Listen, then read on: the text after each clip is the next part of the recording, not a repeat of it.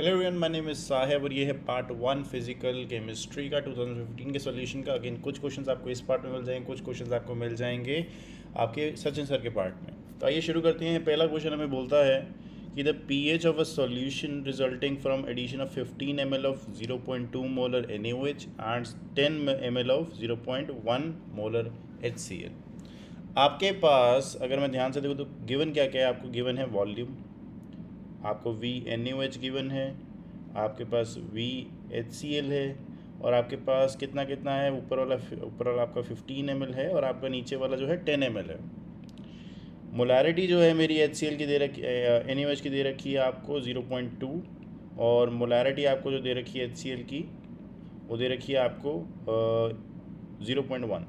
तो अगर मैं ध्यान से देखूँ जब आप एसिडिक या आयनिक इक्विलिब्रियम करते हो या पीएच के साथ डील करते हो तो आपको कंसंट्रेशन को मोलारिटी या नॉर्मेलिटी के टर्म्स में लेना होता है। लेकिन यहाँ पे इन फैक्टर दोनों के लिए आपके पास NaOH के लिए और HCl के लिए 1 हो जाएगा, तो फिर आपका मोलारिटी नॉर्मेलिटी दोनों सेम हो जाएगी एक तरह से। अब आपने क्या करना है, जब भी आपके पास ऐसा क्वेश्चन है जिसमें दो एसिड मिला रहे हो या फिर एक एसिड एक बेस मिला रहे हो, तो कौन से फॉर्मूले लगाने हैं आपने। जब आपके पास टू एसिड्स को मिला रहे हो, आप टू एसिड्स को मिला रहे हो मान लो, तो टू एसिड्स को मिलाते हुए आपने जो फॉर्मूला लगाना है, मान लीजिए कि मैंने H2SO4 को मिलाया और HCl को मिलाया, तो मेरे पास जो रिजल्टिंग पीएच आएगा उसको मैं इस फॉर्मूले से निकालूंगा, N1V1 plus N2V2 upon V1 plus V2 upon V1 plus V2 से निकालूंगा मैं। आप ये था जब टू एसिड्स को मिलाऊंगा। जब मैं एक एसिड और एक बेस को मिलाऊंगा तो फिर मैं करूँगा N1V1 minus N2V2 upon V1 plus V2।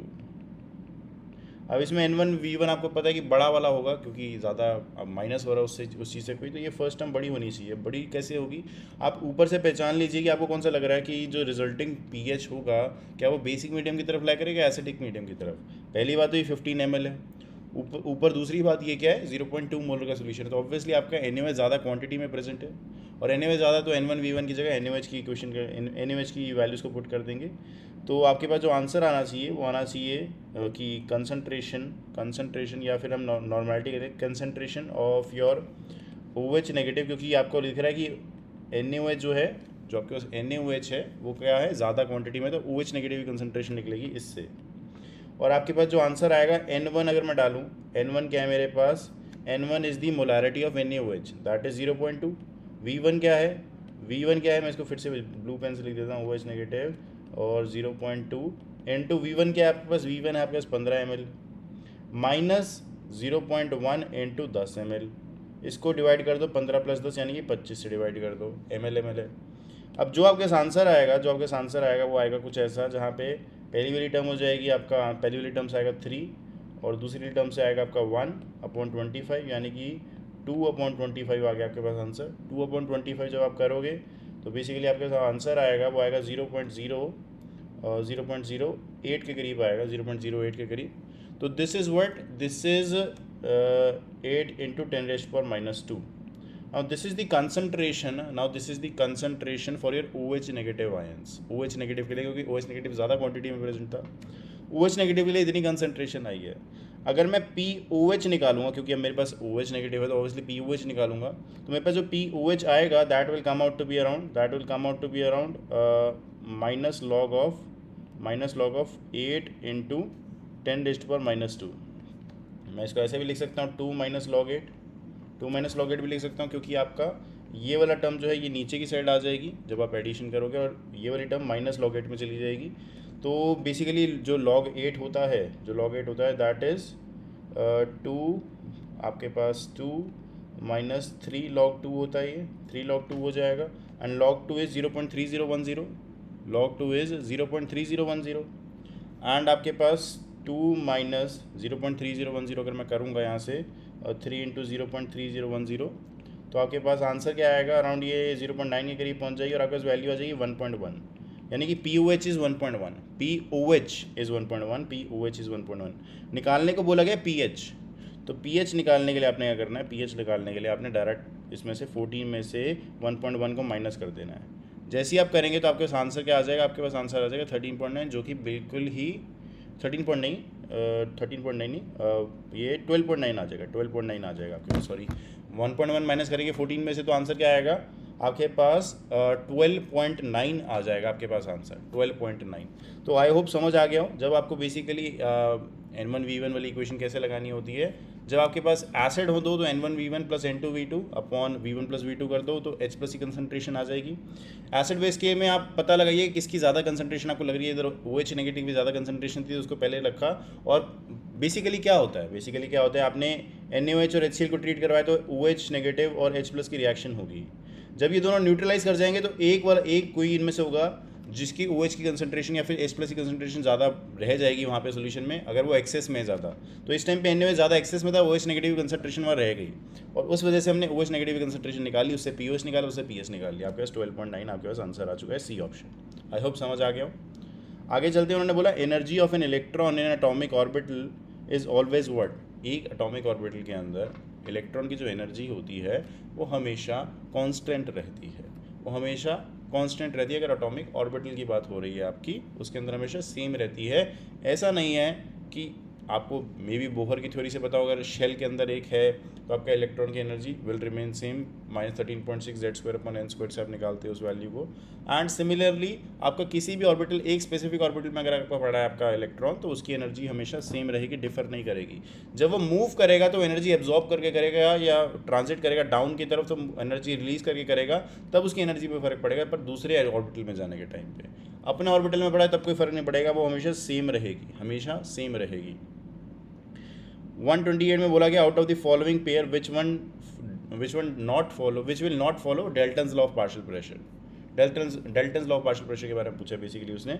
Dalton's law of partial pressure basically होता है कि मान लीजिए कि आपके पास एक था नाइट्रोजन, एक था ऑक्सीजन, और आपने क्या किया, इसके पार्टिकल्स लिए, इसके पार्टिकल्स लिए। इसका जो प्रेशर था वो 3 ATM था और इसका जो प्रेशर था वो 4 ATM था। तो आप इन दोनों को अगर मिला दोगे, इन दोनों को मिक्स कर दोगे, तो आपके पास नया जो आएगा मिक्सचर ऑफ गैसेस, उसके अंदर जो प्रेशर होगा वो 7 ATM होगा। ठीक है, 7 ATM होगा। और अगर मैं कहूँ कि इस 7 ATM वाले में पार्शियल प्रेशर ऑफ नाइट्रोजन कितना प्रेजेंट है, तो आप कहोगे 3 ATM इसका प्रेजेंट है और partial pressure of oxygen 4 ATM इसका प्रेजेंट है।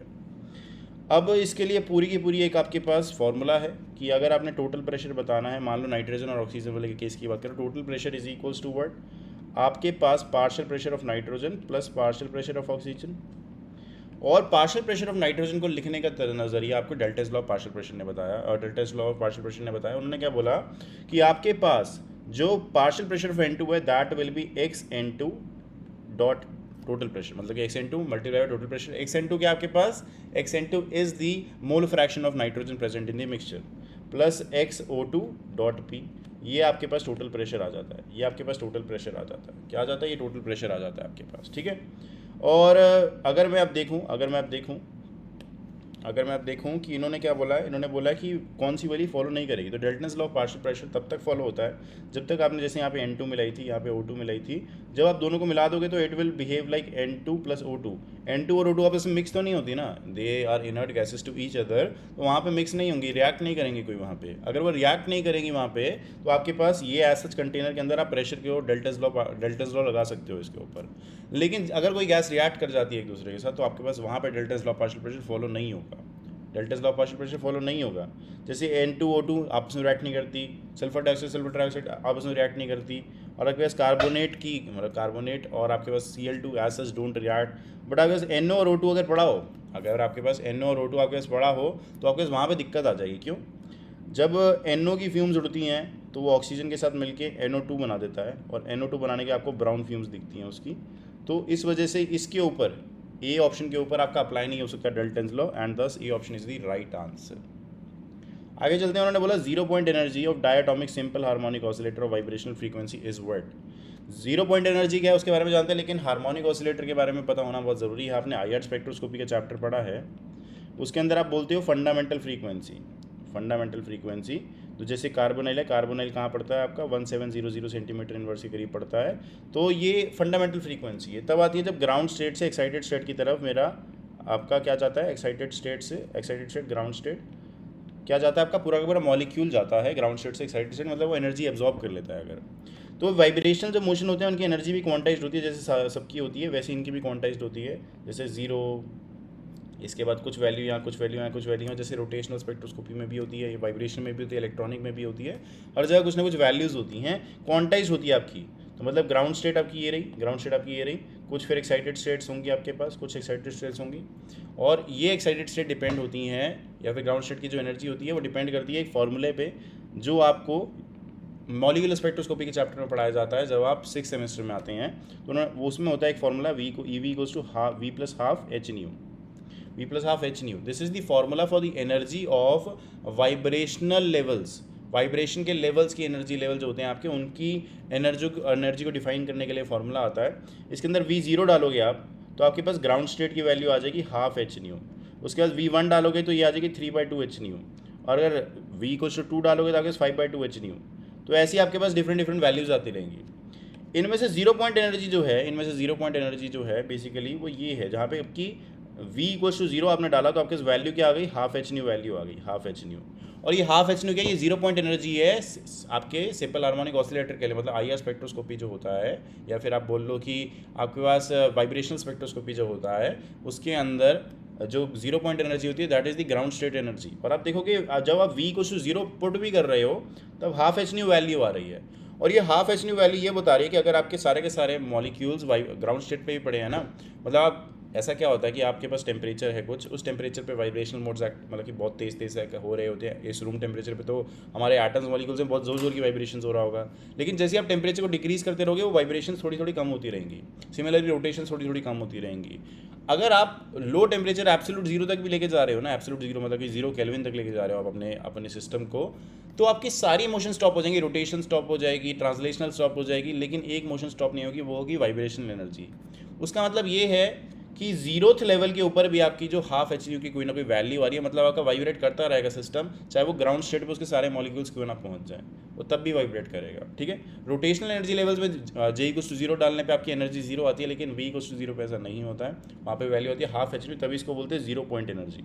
क्या बोलते हैं, 0 पॉइंट एनर्जी बोलते हैं। ठीक है, आगे चलते हैं। उन्होंने बोला the wave number for stretching vibration of a CH bond, ये हमने पहले भी क्वेश्चन किया हुआ है। मैंने आपको बताया था कि आपको एज सच इस गिवन K के अकॉर्डिंग आपने नहीं चलना है, आपने सिर्फ और सिर्फ मार्क कर देना अपने आंसर को कैसे मार्क करोगे, आपको IR स्पेक्ट्रोस्कोपी में कुछ वैल्यूज़ को याद रखना पड़ेगा, जैसे CH बॉन्ड एल्केन्स का, CH बॉन्ड एल्कीन्स का, CH बॉन्ड एल्काइंस का। उसके बाद आपके पास CC bond, C double bond C triple bond C के अंदर की जो वाइब्रेशन फ्रीक्वेंसी होती है, OH की, NH की वाइब्रेशन फ्रीक्वेंसी, ये सारी की सारी वाइब्रेशन फ्रीक्वेंसीज आपको याद करनी पड़ेंगी थोड़ी बहुत। और इन्होंने बोला CH बॉन्ड की जो वाइब्रेशन है वो आपकी कहाँ पे लाई करेगी। CH बॉन्ड जो एल्केन्स के होते हैं उनके अंदर जो वाइब्रेशन होती है दैट इज़ अराउंड 2800 से लेकर 2900 सेंटीमीटर इनवर्ड्स। ठीक है, 2800 से 2900 सेंटीमीटर इनवर्ड्स के बीच में होती है। तो आपका आंसर क्या आ गया, ए ऑप्शन आ गया आपके पास। ठीक है, उसके बाद उन्होंने बोला a linear molecule with n atoms generally has a fundamental vibration modes equal to. आपके पास कहना क्या चाह रहा है, ये आपके पास 3 टाइप के मोशंस होते हैं, ट्रांसलेशनल,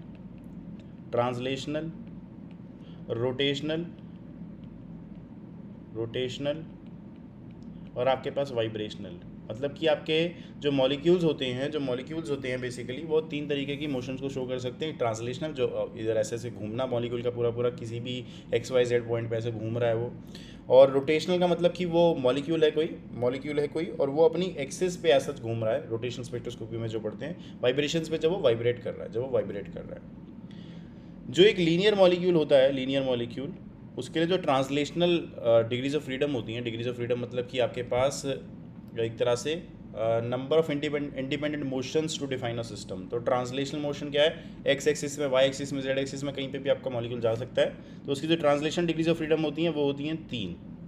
रोटेशन कितनी, अगर आपके पास एक लीनियर मॉलिक्यूल है तो वो रोटेट कैसे करेगा, वो रोटेट करेगा सिर्फ और सिर्फ 2 एक्सिस के ऊपर। अगर आपका ये एक डायटोमिक मॉलिक्यूल है, मान लीजिए HCl, तो वो ऐसे रोटेट कर सकता है, और आपका जो डायटोमिक मॉलिक्यूल है वो ऐसे रोटेट कर सकता है, वो ऐसे कभी रोटेट नहीं करेगा। This is no rotation. तो आपके पास 2 रोटेशनल डिग्रीज ऑफ फ्रीडम होती हैं। वाइब्रेशन कितनी है बात करते हैं अभी। नॉन लीनियर जब आपके पास आ जाए, नॉन लीनियर के अंदर क्या होता है, 3 ट्रांसलेशन डिग्रीज ऑफ फ्रीडम होती है, क्योंकि आपको X Y Z 3 degrees of freedom चाहिए डिफाइन करने के लिए सिस्टम की मूवमेंट को। उसके बाद रोटेशन की बात करूँ तो आपके पास यहाँ पे 3 रोटेशंस होती हैं। आपके पास अगर कोई नॉन लीनियर मॉलिक्यूल हो, उसके अंदर से X axis, Y axis, Z axis pass करके रोटेट करने की कोशिश करिए, आपका मॉलिक्यूल रोटेट होगा बिल्कुल, ठीक है। और अगर मैं कहूँ वाइब्रेशन निकालनी है आपने, तो टोटल डिग्रीज ऑफ फ्रीडम किसी भी चीज़ के लिए, टोटल डिग्रीज ऑफ फ्रीडम किसी भी चीज़ के लिए 3n होती है। 3n होती है, मतलब कोई भी एक diatomic molecule, try poly atomic molecule उठा लो, उसके लिए डिग्रीज ऑफ फ्रीडम कितनी होंगी टोटल? 3n होती हैं, 3n। अगर 3n टोटल होती हैं तो मुझे वाइब्रेशन निकालनी है पहले लीनियर मॉलिक्यूल के लिए, तो मैं उधर लिखूंगा 3n -2 -3, मतलब कि अगर टोटल 3n होती हैं तो ट्रांसलेशन रोटेशन माइनस कर देता हूँ उसमें से, तो वाइब्रेशन आ जाएंगी। तो वाइब्रेशन आएगी 3n -2 -3, तो आपके पास वैल्यू जो आ जाएगी वो आ जाएगी 3n -5, वैल्यू आएगी 3n -5। और अगर मैं कहूँ नॉन लीनियर, तो नॉन लीनियर के अंदर क्या होता है, आपके पास जो वैल्यू आएगी वो आएगी 3n -6। इसके बारे में ज़्यादा जानने के लिए डिग्रीज ऑफ फ्रीडम के ऊपर आपके पास पूरा का पूरा आधे से पौने घंटे का लेक्चर हो सकता है, एंड वो रैंसो के कोर्स में करवाया हुआ है आपके पास। अगर आपको कोर्स में, क्रैश कोर्स में PU सेट का लेना है तो आप उसको बाय कर सकते हैं वहाँ से। और आपके पास ये था आपके पास नॉन लीनियर और नॉन लीनियर के लिए वाइब्रेशन मोड्स निकालने को। उन्होंने क्या बोला, लीनियर मॉलिक्यूल के लिए बताने आपने। तो लीनियर मॉलिक्यूल के लिए आपके पास जो होता है वो आपके पास 3n -5 मोड्स ऑफ वाइब्रेशन होते हैं आपके पास, 3n -5, जहाँ पे n क्या होता है, n होता है number of atoms inside your system. जैसे CH4 के अंदर 5 होते हैं, H2 के अंदर 3 होते हैं, नंबर ऑफ एटम्स। अब उन्होंने बोला system A is 1 mole of ice eight -10 degree Celsius. आपके पास जो A सिस्टम है that is ice eight -10 degree Celsius, ठीक है। उसके बाद उन्होंने बोला सिस्टम B भी है कोई, that is super cooled water at -10 degree Celsius. अब ये जो सुपर कूल्ड वाटर है आपके पास, ये होता क्या है, आप कभी यूट्यूब पर टाइप करके देखना सुपर कूल्ड वाटर, तो आपको दिख जाएगा वहाँ पे। बेसिकली होता क्या, आप पानी को ऐसे ठंडा करते हो अपने फ्रिज के अंदर 2 घंटे के लिए, कुछ एक स्पेसिफिक टेम्परेचर के ऊपर लगा के उसको, कि वो अभी पानी ही रहता है, वो पानी रहता है। उसका जो टेम्परेचर है that reaches out to be around -1 और 0 डिग्री सेल्सियस करीब पहुँच जाता है, लेकिन वो फ्रीज़ नहीं होता है। लेकिन जैसे ही मैंने उस बॉटल को उठाऊंगा, जैसे मान लो कि ये बॉटल, इसके अंदर कोई सुपर कूल्ड वाटर पड़ा था, मैं उसको ऐसे करके प्रेशर भी डालूंगा थोड़ा सा, पूरी की पूरी बर्फ़ बन जाएगी उसके अंदर, पूरी की पूरी बर्फ़ बन जाएगी। तो that type of water is called super cooled water, कि वो वाटर की तरह है, लेकिन उसके अंदर थोड़ा सा भी आप प्रेशर डालोगे, थोड़ा सा भी उसके मॉलिक्यूल कोलिजन्स करवाओगे, तो आपके पास बर्फ़ बन जाएगी। तो मतलब going from super cooled water to ice is a spontaneous process, it's a spontaneous process, क्योंकि अपने आप ही हुई है वो। हमने ऐसा एक्सटर्नल, मैं ये नहीं कह रहा कि आपने एक्सटर्नल बहुत पावर लगानी है, वर्क करना है उसके ऊपर, you just move it a little bit, थोड़ा सा आप इसको ऐसे बॉटम डाउन करिए, तो सारा का सारा सुपर कूल्ड वाटर आइस में बदल जाएगा। तो बेसिकली ए सिस्टम जो है वो आइस है, ए सिस्टम जो आइस है, मतलब कि बी सिस्टम जो सुपर कूल्ड वाटर है वो चेंज होना वो ये रिवर्सेबल तो नहीं आएगा, वो स्पॉन्टेनियस प्रोसेस है और वो ए में चेंज होना जा रहा है। ये क्या है, सुपर कूल्ड वाटर, और ये क्या है आपके पास, आइस। अगर मैं कहूँ कि ये स्पॉन्टेनियस प्रोसेस है तो इसका डेल्टा जी क्या होगा, नेगेटिव होना चाहिए। मतलब कि आपके पास जी ए, मतलब सिस्टम ए वाला जी ए माइनस जी बी जो होना चाहिए आपके पास, वो नेगेटिव होना चाहिए। जी ए माइनस जी बी नेगेटिव होना चाहिए। ये तभी होगा जब मेरा जी ए छोटा होगा, ये तभी होगा जब मेरा जी ए छोटा होगा। एंड जी ए छोटा होगा, इसका मतलब ये है कि जो ए वाला जो आइस है उसकी लोअर फ्री एनर्जी है, उसकी फ्री एनर्जी लो है, और अगर उसकी फ्री एनर्जी उसकी अगर लो है तो आपके पास तभी ये स्पॉन्टेनियस प्रोसेस हो पाएगी आपके पास, और आंसर आ जाएगा A has lower free energy than your what, than your B system. I hope समझ आ गया वो। आगे चलते हैं। उन्होंने बोला variation of chemical potential with pressure is results in what, variation of chemical potential with pressure results in what. आपका केमिकल पोटेंशियल क्या होता है पहले ये समझते हैं।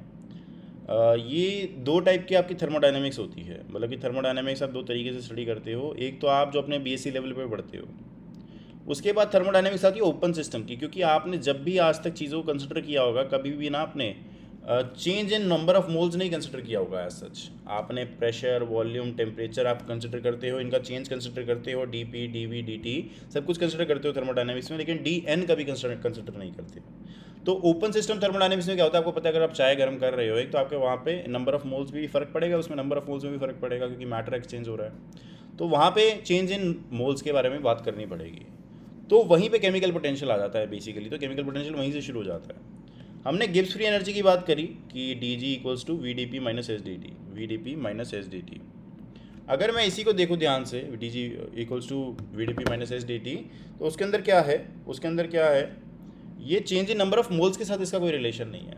तो केमिकल पोटेंशियल बेसिकली आप फर्स्ट डेफिनेशन से केमिकल पोटेंशियल लिखते हो, ये लिखते हो chemical potential is change in Gibbs free energy with the number of moles inside it, with the number of moles inside it, with the number of moles inside it, ठीक है।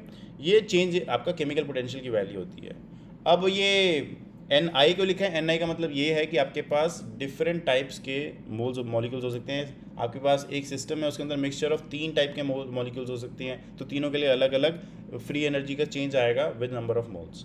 तो ये आपके पास केमिकल पोटेंशियल है, that is just a change in free energy, that is chemical potential is just a change in free energy with number of moles. और इसको निकलने का एक और तरीका होता है, that is ji I bar, that is जी आई बार, यानी कि इसको बोलते हैं partial molar Gibbs free energy, partial molar Gibbs free energy बोलते हैं इसको।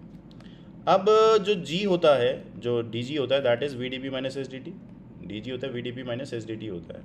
तो आपके पास मतलब इसका क्या हुआ कि डी जी आई क्या होगा, डी जी आई क्या होगा, D G I will be V molar, मतलब कि अगर आप डी जी आई ले रहे हो that is the change of Gibbs free energy with number of moles. तो मैं ये change with Gibbs free energy with number of moles अगर मैं कर दूंगा हर एक जगह पे, तो बेसिकली आपके पास क्या हो जाएगा, this will come out to be V bar, मतलब कि मोलर वॉल्यूम आपके पास D P minus molar entropy आपके पास डी टी, या आपके पास with change with number of moles आ गया, डी जी आई किया मैंने, डी जी आई किया मैंने, ठीक है। अगर अब मैं ध्यान से देखूं तो ये मेरे पास जो इक्वेशन आई है नीचे, ये मेरे पास जो इक्वेशन आई है, this thing is representing your chemical potential, change in chemical potential, this is representing change in chemical potential. तो D nu equals to V molar D P minus S D T हो गया आपके पास। उन्होंने बोला chemical potential का change क्या होगा with pressure chemical potential का क्या चेंज होगा। अगर मैं कांस्टेंट टेम्परेचर की कंडीशंस लेके चलूँ, कांस्टेंट टेम्परेचर की कंडीशंस, तो ये टर्म क्या हो जाएगी आपकी, कट जाएगी, क्योंकि डी टी जीरो हो जाएगा आपके पास। तो ये यहाँ पे क्या बनेगा, D mu I upon D P at constant temperature is equals to V bar, that is molar volume. तो आपके पास क्या बनेगा इसका आंसर, क्या बनेगा आपके पास इसका आंसर बनेगा कि change in chemical potential with pressure is actually equal to partial molar volume, it is actually equal to partial molar volume. क्या है, पार्शियल मोलर वॉल्यूम के इक्वल होता है वो। आगे चलते हैं, उन्होंने बोला था pure rotational spectra of CO, pure rotational spectra of CO consists of equally spaced lines हैं उनके अंदर, और आपके पास जो equally spaced lines है that are separated by 3.84235 centimetre inverse, काफ़ी बड़ा टर्म है। उसके बाद इन्होंने बोला कि the atomic mass for this is इतना kg, और आपके पास ऑक्सीजन का इतना होता है, बेसिकली आपको एटॉमिक मास यूनिट को अगर kgs में कन्वर्ट करना होता है तो आपके पास ये कुछ ऐसी टाइप की वैल्यूज़ निकल के आती हैं। फॉर एग्जांपल अगर मैं प्रोटॉन का मास लूँ, तो प्रोटॉन का मास इज़ अराउंड 1.6 इंटू 10⁻27 के करीब kg होता है। तो अगर मैं उस 1.6 को मल्टीप्लाई कर दूँ कार्बन के मास के साथ, तो आपका तभी आ जाता है 19.92 इंटू 10⁻27 kg। तो अब आपके पास इसमें करना क्या है हमने, इन्होंने रोटेशनल स्पेक्ट्रम की बात करी है, मतलब आपके पास रोटेशनल स्पेक्ट्रोस्कोपी की बात हो रही है। उन्होंने कहा कार्बोनाइल की रोटेशनल स्पेक्ट्रम की बात हो रही थी, उसके अंदर इक्वली स्पेस लाइंस हैं। अब जो रोटेशनल स्पेक्ट्रोस्कोपी होती है उसके अंदर आपके पास जो एनर्जी की वैल्यू होती है that is EJ equals to BJ J+1 centimetre inverse, ठीक है। अब ये जो BJ J+1 है, इसके अंदर B क्या होता है, रोटेशनल कांस्टेंट होता है, जो कि आपको दे रखा है यहाँ पे रोटेशनल कांस्टेंट दे रखा है। हाँ, इक्वली स्पेस, अभी मैं बताता हूँ रोटेशनल कांस्टेंट के बारे में भी। उसके बाद आपके पास क्या है, एक जो एनर्जी ऑफ ट्रांजिशन होती है EJ से J+1 की तरफ अगर आपने जाना है तो वो होती है 2B J+1, मतलब कि आपके पास मान लीजिए अगर आपके पास 0, 2, 6 और 12 है, मतलब आप रोटेशनल स्पेक्ट्रोस्कोपी का चैप्टर पढ़ोगे, उसके अंदर इस वाली फॉर्मूले से अगर आप एनर्जीज निकालोगे तो आपके पास कुछ ऐसी एनर्जीज आ जाएंगी। हमने पहले भी इस बारे में बात करी हुई है। अगर आप एनर्जी ऑफ ट्रांजिशन देखोगे, यहाँ पे 2B है, यहाँ पे क्या है, यहाँ पे आपके पास 4B है, यहाँ पे आपके पास 6B है, तो हर बार इक्वली स्पेस लाइंस आ रही हैं और सेपरेट किससे हो रही हैं, 2B से, मतलब 4B और 6B में देखो 2B का डिफरेंस है, 4B और 2B में देखो 2B का डिफरेंस है। तो हर बार 2B से इंक्रीमेंट आ रहा है, और अगर हर बार 2B से इंक्रीमेंट आ रहा है तो आपके पास 2B क्या हो गया, 2B इन्होंने दे रखा है 3.84235 सेंटीमीटर इनवर्स, 235 सेंटीमीटर इनवर्स, ठीक है। उसके बाद जो B होता है रोटेशनल कांस्टेंट, उसका एक फॉर्मूला होता है that is B equals to H/8π² IC, H/8π² IC। ये आपका फॉर्मूला होता है बी का। एच क्या है, प्लैंक्स कांस्टेंट, पाई क्या है, पाई है, सी क्या है, स्पीड ऑफ लाइट है आपके पास, और आई क्या है, मूवमेंट ऑफ इनर्शिया। और मूवमेंट ऑफ इनर्शिया का जो फॉर्मूला होता है वो होता है I equals to mu R square. That means आपके पास आंसर क्या आ जाएगा, H upon 8 pi square mu R square सी।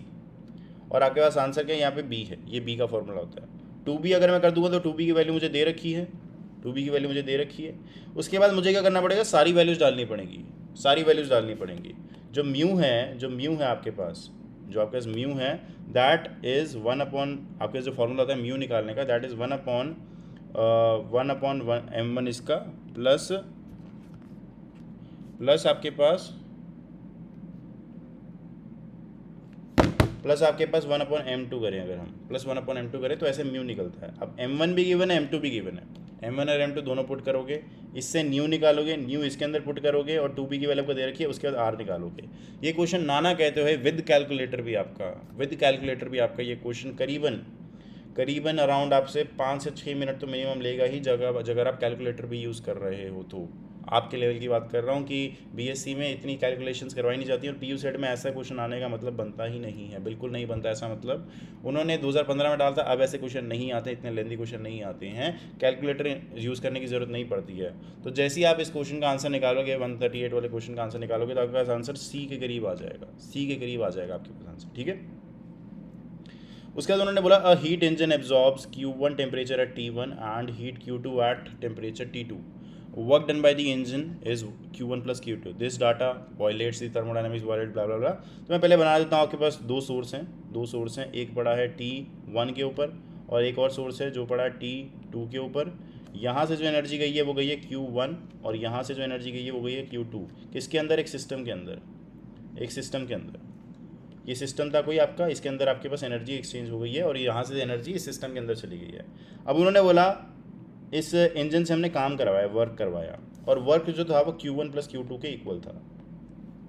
बेसिकली दो सोर्स से आपने हीट को एब्जॉर्ब किया और उससे काम करवाया, काम जो था आपका Q1 प्लस Q2 था। तो उसने कहा कि ये कैसे फर्स्ट लॉ को वायलेट कर रहा है। आप खुद सोचो, फर्स्ट लॉ कहता है कि every form of energy can be converted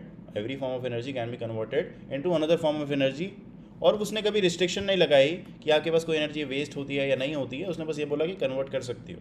तो इसमें फर्स्ट लॉ का क्या इसमें वायलेशन है, कुछ भी वायलेशन नहीं है। अगर मैं Q1 और Q2 एब्जॉर्ब कर रहा हूँ और उससे Q1 प्लस Q2 काम करवा रहा हूँ, तो that is the first law of thermodynamics. Actually the first law of thermodynamics यही कह रहा है आपको कि आपके पास एक एनर्जी दूसरी एनर्जी में कन्वर्ट हो सकती है। इनफैक्ट आप जितनी हीट एब्जॉर्ब करते हो आप उससे उतना काम करवा सकते हो। ये भी फर्स्ट लॉ के अंदर से डेफिनेशन निकल के आती है। अब ये काम सेकेंड लॉ आपका ख़राब कर देती है। सेकेंड लॉ कहती है कि नहीं, ऐसा ट्रू नहीं है, तो आपके पास फर्स्ट लॉ से इसका कोई लिंक नहीं है, फर्स्ट लॉ को ये वायलेट नहीं करेगा आपका, ठीक है। उसके बाद आपके पास आंसर आता है the Joule experiment is an example of which of the following process. Joule Thomson experiment होता है आपके पास, वो कौन सा आपके पास इन चारों ऑप्शन में से कौन सी प्रोसेस होती है। जो जूल थॉमसन जो होती है, पहली बात तो आइसोलेटेड सिस्टम के अंदर करी जाती है, आइसोलेटेड सिस्टम के अंदर, ठीक है, आइसोलेटेड सिस्टम के अंदर होती है। और अगर वो आइसोलेटेड सिस्टम के अंदर है तो वो एक एडियाबैटिक प्रोसेस है। पहली बात तो एडियाबैटिक के अंदर क्यू आपका एक्सचेंज नहीं कर सकते आप बाहर से, कोई भी क्यू एक्सचेंज नहीं कर सकते, ठीक है। तो मतलब ये एक एडियाबैटिक प्रोसेस है जहाँ पे आपके पास प्रेशर डिफरेंस की वजह से गैस का कूलिंग आपको दिखाई देती है, गैस की कूलिंग दिखाई देती है। तो this is an adiabatic process. चलो, एडियाबैटिक होने के बाद क्या है आपके पास, जैसे ही आप निकालोगे इस चीज़ को, आपके पास क्या होता है, जो डी होता है that is D Q plus W, और डी क्यू एडियाबैटिक प्रोसेस में ज़ीरो हो जाता है, अब जो डी डब्ल्यू होता है that can be written as minus P delta V, minus P D V लिख सकते हो आप उसको, D U equals to minus P D V, क्योंकि आपका डी क्यू तो जीरो हो गया। अब मैं इसको चेंज इन उसकी फॉर्म में लिख लेता हूँ, चेंज इन डेल्टा की फॉर्म में लिख लेता हूँ। अगर आपके पास काफ़ी हाई वैल्यूज़ आ रही है, माइनस पी डेल्टा वी, यानी कि this is equals to U2 minus U1 और is equals to minus P V2 minus V1, ठीक है। और इसके बाद अगर मैं देखूँ तो ये क्या है, U2 plus PV2, U2 plus PV2 और is equals to U1 plus PV1, PV1, U1 plus PV1, और आपके पास H क्या होता है, H is equals to U plus PV होता है। तो मतलब यहाँ से क्या आ गया आपके पास, यहाँ से आपके पास आ गया कि H2 is equals to H1, यानी कि जो प्रोसेस है this is isoenthalpic. This is iso enthalpy, क्योंकि आपके पास यहाँ पे एंथैल्पी चेंज नहीं हो रही है, आपके पास एडियाबैटिक सिस्टम है तो उस सिस्टम के अकॉर्डिंग हमने निकाला तो एंथैल्पी भी सेम आ रही थी आपकी। दैट मीन्स आपके पास इस एंथैल्पिक प्रोसेस है। अगर आपने जूल थॉमसन एक्सपेरिमेंट नहीं पढ़ा है तो उसको प्लीज़ पढ़िएगा, क्योंकि बहुत इंपॉर्टेंट है, आने के बिल्कुल चांसेस हैं। 2018 में भी उसका क्वेश्चन आया हुआ है, 2019 में नहीं, 2018 में तो क्वेश्चन आया हुआ है उसका। तो सेकंड और थर्ड जो आ गया आपके पास, सेकंड और third are the right answer. आपके पास डी ऑप्शन आ जाएगा इसका, 140 का डी ऑप्शन आपके पास करेक्ट है, ठीक है। उन्होंने बोला a buffer of a pH value 5.92, buffer है उसका पीएच कितना है 5.92, ठीक है। That contains a weak acid with a pKa of 5.12, मतलब बफर क्या होता है बेसिकली, बफर होता है एक वीक एसिड और उसका कॉन्जुगेट बेस, या फिर एक वीक बेस उसका कॉन्जुगेट एसिड, ये होता है आपके पास बफर। अगर मैं बफर की बात करूँ तो बफर यूज़ इसलिए होता है कि उनको पीएच, अगर आपको एक कांस्टेंट पीएच रखना है आपको, तो उस पीएच के अकॉर्डिंग आप अपना सॉल्यूशन बनाओगे, उस पीएच के अकॉर्डिंग अपना सॉल्यूशन बनाओगे, और वो जो सॉल्यूशन बनाओगे वो गवर्न होगा एक इक्वेशन थे जो कि होती है ये pH equals to pK plus log salt upon acid, या फिर सॉल्ट अपॉन एसिड हो गया यहाँ पे। तो ये है हेंडरसन इक्वेशन, इसके अकॉर्डिंग गवर्न होता है। अब जो पीएच होती है उसको सेट किया जाता है इसके अकॉर्डिंग, पीके वैल्यू प्लस आपका लॉग सॉल्ट अपॉन एसिड उसके अकॉर्डिंग सेट किया जाता है। अगर आपके पास सॉल्ट और एसिड की कंसंट्रेशन सेम आ जाए, मतलब कि सॉल्ट और एसिड की जो कंसंट्रेशन है दैट इज सेम, तो आप क्या कहोगे कि ये लॉग वाली जो वैल्यू है that will become zero. Log 1 आपका जीरो हो जाएगा ना, क्योंकि कट जाएंगे लॉग 1 आपका जीरो हो जाएगा, तो पीएच पीके के इक्वल हो जाएगा आपका। और अगर मैं लॉग सॉल्ट अपॉन एसिड के अंदर कुछ भी चेंजेस करता हूँ तो that will add into your pK, और पीएच उसका अकॉर्डिंग ही सेट कर देंगे। पीके में वही चीज़ ऐड या सब्ट्रैक्ट कर दोगे तो आपके पीएच क्या बन जाएगा, उसके अकॉर्डिंग ही बन जाएगा। लेकिन इन सब चीज़ों के दौरान अगर मैं आपको बताऊँ तो जो बफर होता है अगर उसका पीएच 5.92 है और उसका आगे उन्होंने लिखा है कि हमने उसको डाइल्यूट कर दिया, अपने सॉल्यूशन को डाइल्यूट कर दिया 10 फोल्ड तक, मतलब 10 गुना डाइल्यूट कर दिया, तो आपका जो पीएच होगा बफर का वो क्या होगा। तो remember this thing, pH of buffer is not a factor that changes with dilution, वो चेंजेस डाइल्यूशन के साथ चेंज होने से नहीं डिफर करता है। उसका आपके पास जो पीएच आएगा दैट विल स्टिल रिमेन 5.92। मैंने बाकी सारी चीज़ें आपको सिर्फ आपके नॉलेज के लिए बताई थी, डाइल्यूशन से आपके बफर के पीएच पे कोई फ़र्क नहीं पड़ता, इस बात का ध्यान रखिएगा। तो चलिए अब इसके साथ हमारा ये पेपर ख़त्म होता है 2015 का, तो मिलते हैं 2016 में। Thank you so much.